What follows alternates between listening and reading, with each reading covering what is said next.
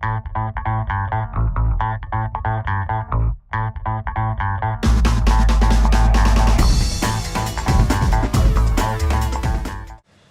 kids, how you guys doing?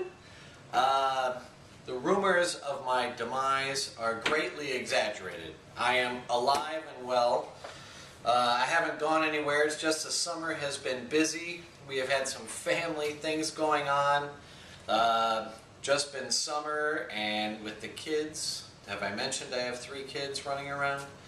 And frankly, the garden and the produce and taking care of the stuff with that has kept us hopping the last couple weeks, so I haven't been able to make as many videos as I would have liked.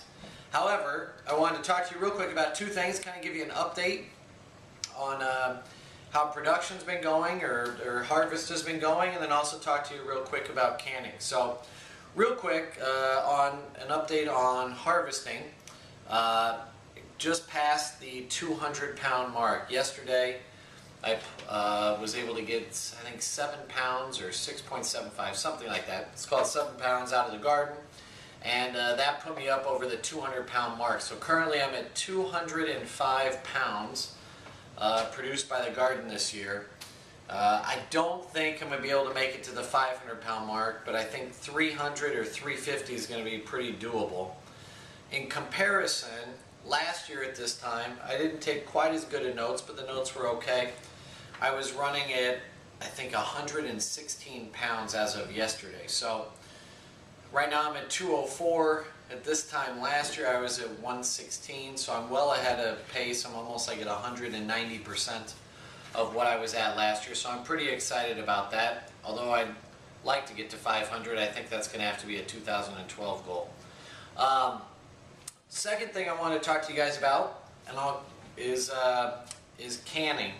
And you know, the first year when you build a garden, you can eat most everything. You get 1 bell pepper, you get a couple tomatoes here or there, and they're great, and you can use them right away.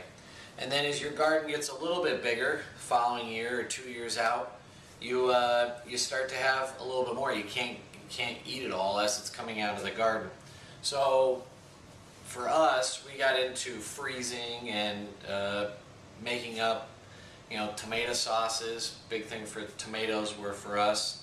And then also handing out some of the other vegetables to people in the neighborhood, giving away cucumbers and green beans and squash and all that kind of stuff, along with giving it to family. And then eventually you run out of those as well. So we've reached that point where we have a lot of surplus produce that comes through the year, and we want to find a way that, you know, you have the garden that produces fruits and veg, at least here in the Midwest, for only a couple of months, but you want to be able through the entire year to be able to have good organic produce. So what do you do with it? How do you handle it? And one of the ways to do it is with canning. And so I'm going to do some other episodes on canning.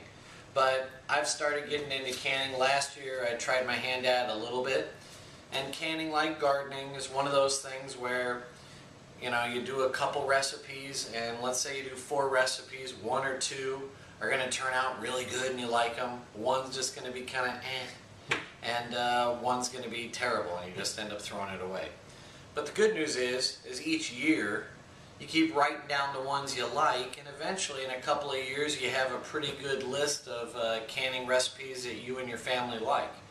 And I think that's a good thing, throwing back. I always think of grandmas and grandmothers that we've all had that you go, you know, they always had these great recipes. Well, you know, I think getting to some of those stages took a lot of trial and error and a lot of mess-ups early on.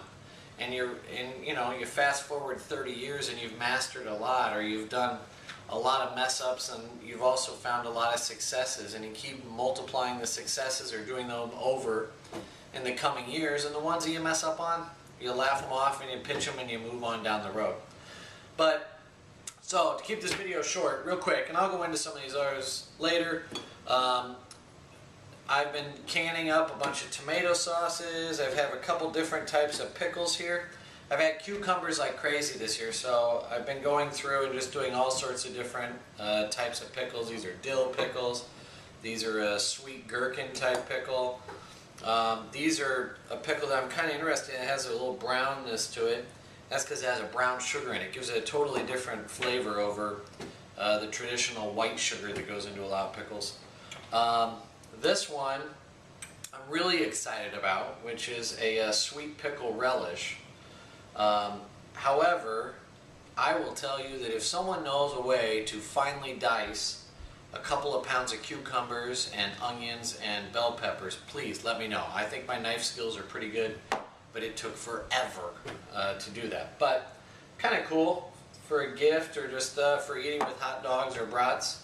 Some pickled green beans, taking the green beans out of the garden and pickling them. And then even some pickled squash. So this kind of a little bit of a display of some of the pickling that's been going on.